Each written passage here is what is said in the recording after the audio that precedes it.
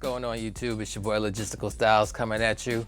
We got another video. About to do something a little different. I'm about to bring some old stuff and some new stuff and mix it together to try to come up with a new configuration for me to use when I go out and do some gigs. This basically was inspired by this weekend. I actually did my first live performance since the whole pandemic has hit. I probably haven't played out in public since February, and it's now October. And I got a call to come to this one particular restaurant, bar / lounge that I had played at several times before last year. And they actually have a DJ booth. You know, they have some kind of very minimal protection, but there's some space between you and the crowd. So I felt comfortable enough to go. The only problem is it's a very, very small DJ booth. So you really don't have room to bring out a big mixer and a big set of turntables. A lot of people, it's suited for, you know, the current state of DJing, which is DJs come in with their controllers and they're able to just plug into a mixer board and play from there. So I had gotten rid of my all-in-one controllers. The last controller I had was the Pioneer SR2, and I just got bored with that style of DJing with the platters that don't move and small jog wheels. So that's when, you know, I finally started looking into the Rane 12, the August before the August just passed, August of 2019 is when I went and bought this one. This is the MKI version, the first generation, the one that had the recessed power ports and USB ports on the bottom. The one I, you know, did my previous video on the calibration, which I hear no longer works for the MKII. So we'll keep an eye out for any information how to calibrate the MKII. But this is the first Rane 12 I had, and I was using it for gigs. I got rid of the all-in-one controller. I was using this. First I had the Pioneer S3 mixer, and then I got rid of that and went with this mixer, the Numark Scratch, which is what I was using for my mobile gigs and even my restaurant bar gigs. So, and this worked great with the Rane 12 using instant doubles. I was able to work effectively, and I loved it. I was having fun. The platter was moving. It was a full-size platter. It was everything I wanted.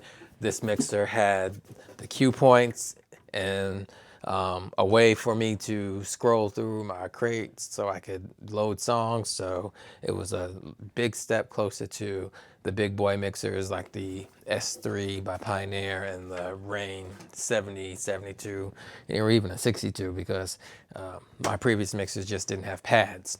I knew I needed to make that step up. Even though the Rane 12 has that cue mode where you can make that touch strip turn into your 8 pads, it's not the same as having pads on your mixer. In fact, I don't hardly use that feature on the Rane 12. I might use it a little bit more, but in the future, but right now it's not a feature I use.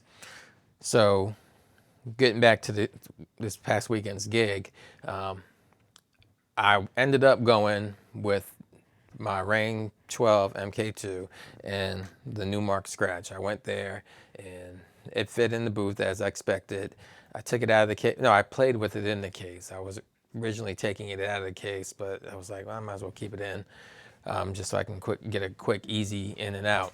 But as I started looking at the space, I realized that I actually could have fit 2 Rane 12s plus the Numark Scratch in the DJ booth, but it would have been tight. They would have had to come out of the cases, and it would have been very tight, but they would have fit. But then with my mixer being out of the case, I would have to find somewhere else to put my laptop. So it was a trade-off with that situation. But when I got home, I started thinking about it. I was in my office, and I realized I still have my Akai AMX, which is what this is. Disconnect it real quick. This is the Akai AMX. It is a controller / mixer, not even really a full mixer because it doesn't work unless it's connected to a laptop running Serato DJ. But it's actually a discontinued piece of equipment. It was out for a while. This thing's probably been out for about 10 years. I've had this particular one for about 7 or 8. But it is a great mixer. It has it's a great controller. It has a mini innovator in it. It comes stock with a mini innovator. You've got your 2 channels, your queuing. Knobs are touch sensitive, so you can hit the touch button and your knob, your filter knob will give you a filter roll, filter loop roll. Um, the mid, high, and low will cancel that frequency out if you touch it while touch mode is engaged. So it's kind of a throwback. I think the NS7s even had that feature in it. Other Numark equipment had the touch sensitive knobs on it. And so Akai, Numark, Rane, they're all made, or they're all, you know, under the in music umbrella. So you'll see features go from one line over to the next line, or you might even see some design, it's like, you know, knobs or whatever, and be like, oh, that's the same knob they use on the Numark, whatever. It's on a, you know, Akai mixer. But it's a great piece of gear. It was very inexpensive at the time. I think I spent $240 on this, $240 on this. I had to get a DVS license. Well, I already had a DVS license, so that opened up the ability for me to use my turntables with it and use DVS mode with this. So it's a great thing. It's working. It's never gave me a problem. I've only had to clean out the fader once or twice, but other than that, it's great. And it fits in my backpack. So I could have put this in my book bag and just walked in with 2 Rane 12s and just hooked up 3 USB leads, 1 from each piece of equipment, and just my RCA cables.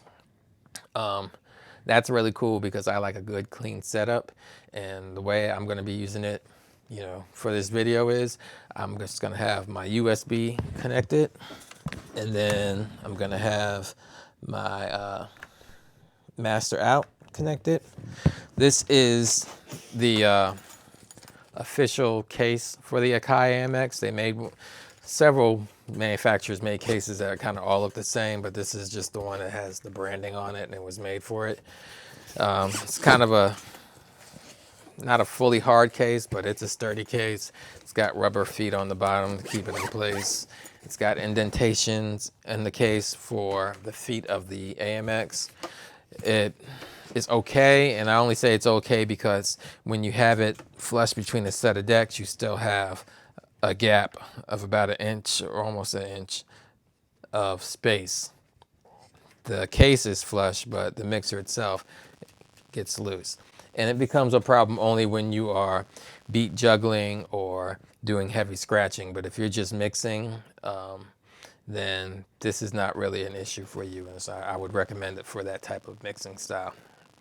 What's really cool and what I like about this versus the Numark Scratch is with Numark Scratch, if you want to go through your library, you have some limitations and then you have an awkward way of using the feature. So with the Numark Scratch, if you want to go through your library, you have these loop knobs.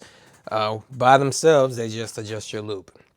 The length of your loop from like the number of bars of your loop, and if you press it in, that engages your loop.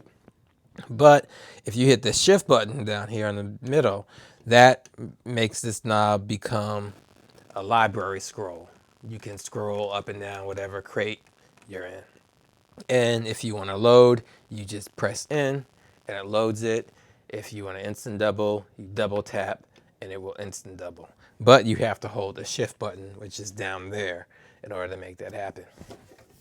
And the limitation is you can't jump out of a crate to go into your playlist, to jump up into another crate to go back and scroll around. No, you have to be, you can only scroll within the crate that you're already within. So you would have to touch your laptop in order to go to another crate. I'm kind of surprised that these limitations exist for this mixer because this device right here is so much older and it has the right implementation of scrolling through your library. With this device, you have a dedicated knob for scrolling through your library and through your crates. If you press in, you jump into the crate that you had highlighted. If you press in again, you jump back into your crate list or your playlist list, and you can jump around and go into it, and there's dedicated load buttons for each deck. That's how it should be on this mixer, you know, which is so much newer and more advanced, but you know, they do cut corners to save costs, and I just don't understand the logic in them not keeping this workflow versus having to use a shift knob, which is not near the other knobs you need to use. So you have to use two hands, or you have to be, yeah, you pretty much have to use two hands or be very skilled with your thumb and your other fingers to be able to move the knob and hit the shift at the same time. So that's why I prefer the library navigation on the AMX. So that's a plus for the AMX. The AMX is smaller, it's lighter, it fits in my backpack, so I don't have to carry another road case. So that's another plus for the AMX. Another reason, I should say, for me to use the AMX for these small gigs like that. Another thing that's really cool about this is, I mentioned the touch knobs already, so that's really dope. You have that option, something fun to play around with, because you don't have full access, you don't have access to your effects like you do on the Numark Scratch. So that's one thing that the Numark Scratch definitely has over the AMX, is that you can easily engage or adjust 6 different effects within Serato. You can also change the wet or dryness of it. You can engage it with the paddles, which is becoming a new standardized feature on Serato mixers, or just devious mixers in general. So this has those options going for it. And then, of course, the Numark Scratch has your pads. So the pads are a big feature for me, at least. The pads and the paddles, but more specifically the pads. That's why I got this, because I just got tired of not having a mixer that didn't have pads. I'm a frugal DJ, so I can't justify spending $2,000 on a mixer just yet. Prior to this, I was using the Akai AMX more frequently, and I had to come up with a way to have cue points. In order for me to get cue points, what I ended up doing was MIDI mapping buttons that I don't use on the AMX. In particular, the cue button and the search buttons on each channel. Each channel has a search button that also doubles on something else if you hit shift in that, but I don't really use that. I just don't use those buttons at all. And then there's the cue button, which you are familiar with on controllers and CDJs. It's just not something I really ever used. I always just use pause and play, and I scrolled to where I needed to be and played from there. But I never really used cue. I didn't get into cue points until controllers or CDJs came with cue point buttons. And then I started, saving cue points. But before that cue button I never used. So what I ended up doing was I MIDI mapped those to be cue point 1 and cue point 2 on each channel. With this being the MK2, this also makes things easier, because as much as I love the library scrolling and navigation on the AMX, I also have that option here on the Rane 12 MK2, because it has the scroll knob, which allows me to go up and down, in and out of crates, and also hit instant doubles. I can do instant doubles with the AMX, but I have to double tap the load button in order to get that instant double, which is still a really dope feature that I like to use a lot. One last thing that I can think of that the AMX has that the Numark Scratch doesn't have is an adjustable fader curve on the mixer, and it's right up front. With the Numark Scratch, you just get a switch. You can get a sharp cut or a mixing cut, and then you can do a reverse, a crossfader reverse. That's it. It's either on or off. With the AMX, you have a knob, so you can actually dial in your fader cut in a little bit better. And it also has the crossfader reverse switch as well. The up line faders on the Numark Scratch are a lot better, a lot smoother, and the mini inner fader that comes with the Numark Scratch is a lot smoother. But for a compact, on-the-go system, I definitely think that this gets the job done. These are, your line faders are a little bit stiffer, but that's how I kind of prefer them when I'm mixing, so I can have those smooth transitions. And the crossfader on here has, like I said, 8 years, and all I had to do is clean it a couple of times, and it's still the original crossfader. So what I'm going to do is I am going to do a little quick mixing set, and we'll look at some recap afterwards, and then we'll just sign off from there. So let's get into a little bit of mixing with it. And oh yeah, one more thing I want to point out. So the way I have this set up is I've got 3 USB cables coming from, one from each piece of equipment, and they're going into a non-powered hub. And actually it's 4 because I have my external hard drive here as well. So I've got my external hard drive, my Akai AMX. Sometimes I swap it out with normally it's the Numark Scratch, and each of the Numark 12s in a non-powered hub.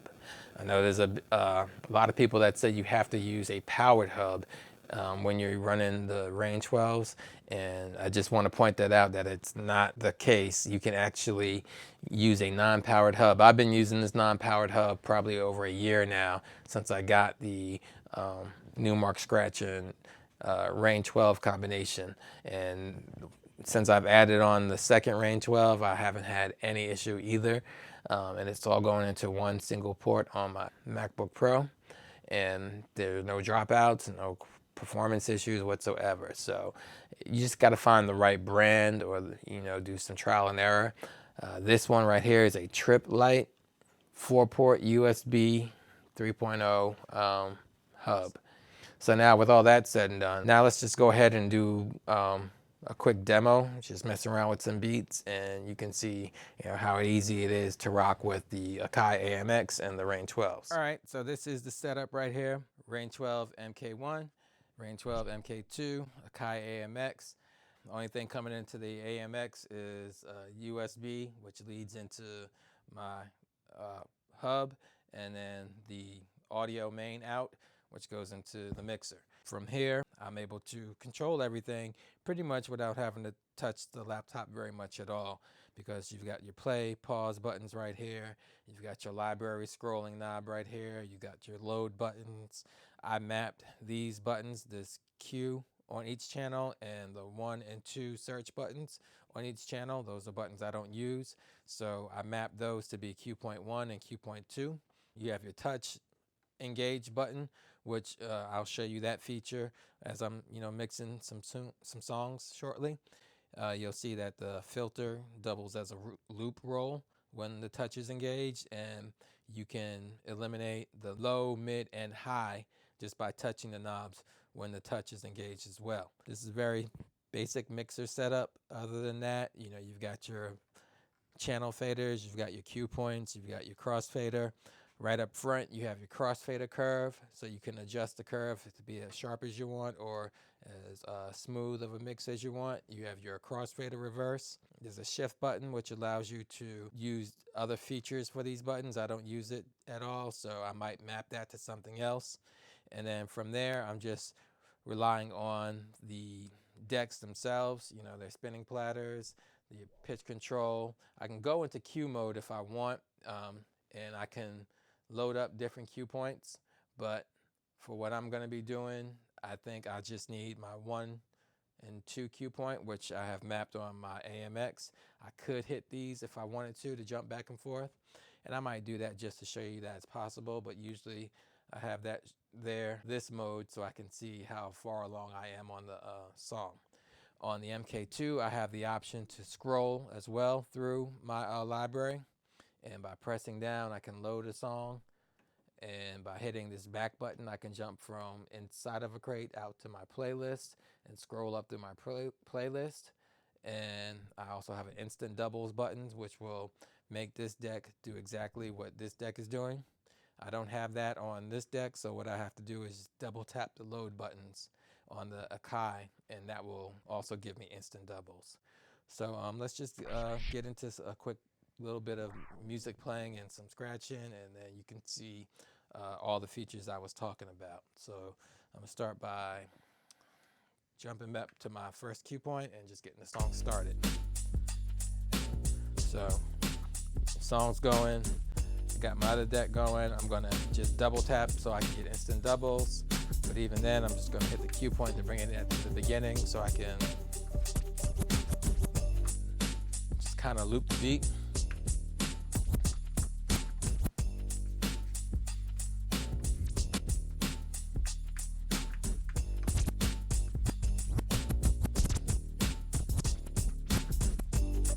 The one thing about the AMX is it's a very small, kind of cramped workspace. They tried to spread some things out, but you have to be careful where you're hitting.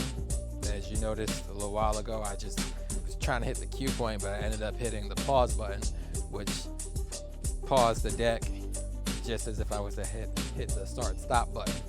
I tapped it again to get it going, and then hit the cue point to get where I needed to be.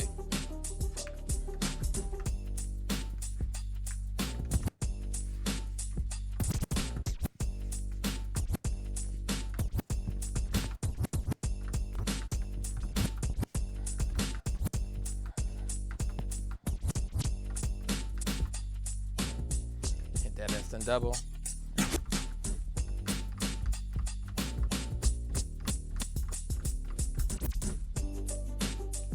Instant double brings it back. Jump into the crate, scroll down. I want to bring in a scratch record. Hit load.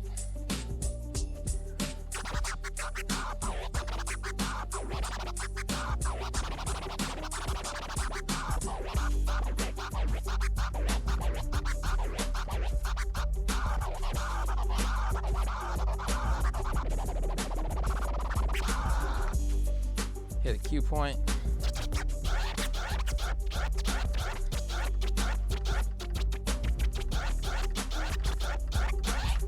Next cue point.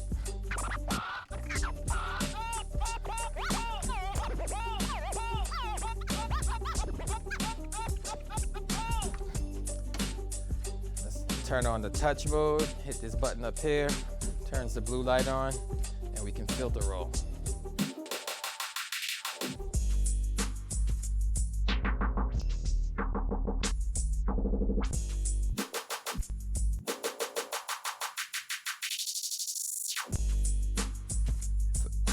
If I hit the low, mid, and high, I can cancel out each of those frequencies just by touching it.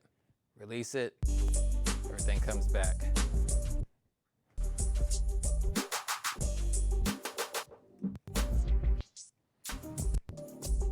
You can do any combination of those things. I usually just mess with the filter roll. Hit instant doubles because that song's about to end.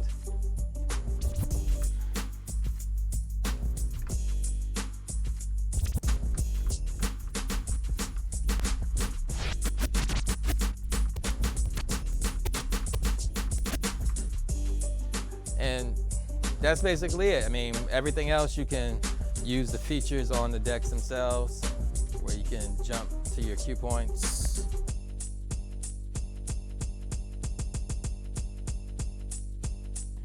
I don't really prefer, I mean, compared to actual buttons, the cue point is actually, or the touch strip is my least favorite way to trigger cue points, but it's there, it's an option.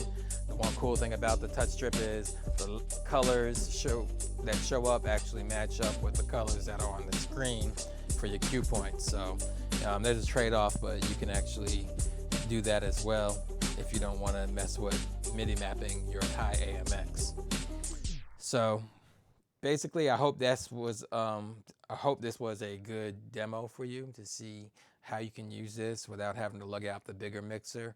If you have the Rane 12, you know, even if you just wanted to do one deck and have instant doubles the whole night, that's still cool because you can save space just by using this Akai AMX. If you need to have a microphone, just plug it directly into the soundboard at the venue and you're good to go. So hope you enjoyed this. Hope you learned something. Keep watching, subscribe, and check out the series that I'm doing on making beats and DJing from your mobile devices. It's on my live stream section of the YouTube channel. You can check that out and spread the word. And until next time, y'all keep mixing. Peace.